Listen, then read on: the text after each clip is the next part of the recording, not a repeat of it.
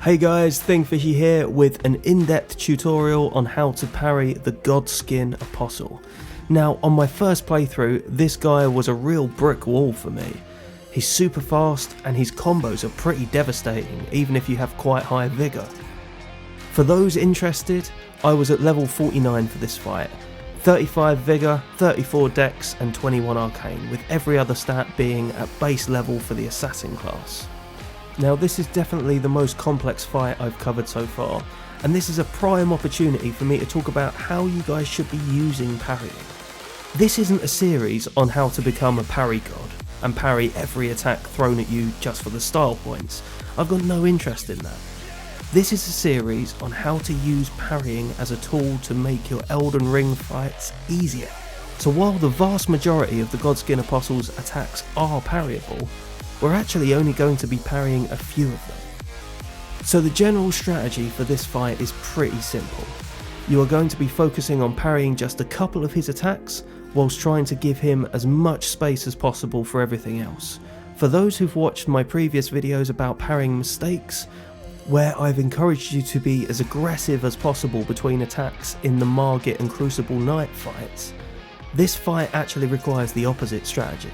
This guy is incredibly dangerous, and trying to steamroll him with attacks and parries will result in nothing but your own swift death.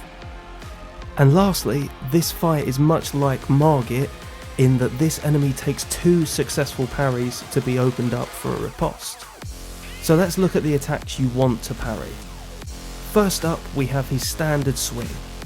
This is probably the most conventional looking of his attacks and probably the easiest to parry. Your input needs to be just here, just before his hand reaches the highest point of the wind-up. Next up we have this twirling slash attack. Now for this one, you want to parry just as his weapon finishes its twirl, right here when you see it return to the horizontal position. Now for this stabbing attack. For this one, you want to parry just as you see his weapon become fully visible above his body. Next we have the backhanded stab. The timing here is when you see the blade passing onto the left side of his head. Now onto this horizontal slash. You want to parry this one just here, as his weapon is at its furthest point away from you. And finally, for this horizontal backhand slash, your timing here is just as his arm is horizontal and as his weapon begins to start twirling anti-clockwise. Now all of these attacks have something in common, in that they are the first attacks of various combos he has. Now in other fights against other enemies, it's a perfectly good strategy to, if you miss the first attack of a combo, tank the hit and try to parry the second attack. Now although this is possible on this boss, most of his combos can be interrupted. I wouldn't recommend it at all. All of his combos are pretty devastating, so if you miss a parry on one of these first moves, dodge out of there, reset, and then be ready to parry again. Another thing to watch out for here is, unlike Margit, there is no guarantee that this guy will follow a parryable attack with another parryable attack. Sometimes he will be nice and throw 2 in a row at you, but always be ready to dodge after a successful parry. Now for the attacks that can't be parried. First up we have his jump attack. You want to dodge this just as he reaches his highest point in the air.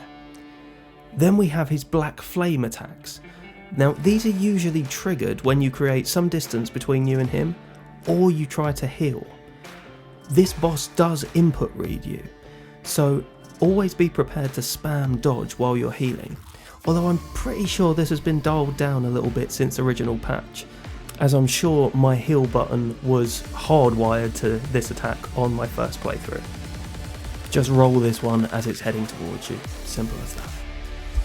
And finally, for this windmill attack, the best thing you can do here is either dodge or run away from it.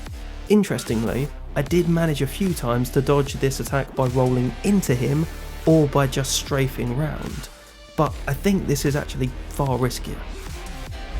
Now for phase 2. So in phase 2 he has a bunch of extra moves and some AoEs, but all of this can be made pretty simple by just following 2 simple rules.